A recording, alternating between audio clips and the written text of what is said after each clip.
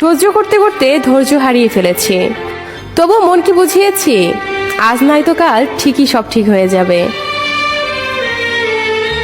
বোকা মানুষ ধোঁকা খায়, সৎ মানুষ কষ্ট পায়, সরল মানুষ আঘাত পায়, আর স্বার্থপর মানুষ আনন্দের দিন কাটায়।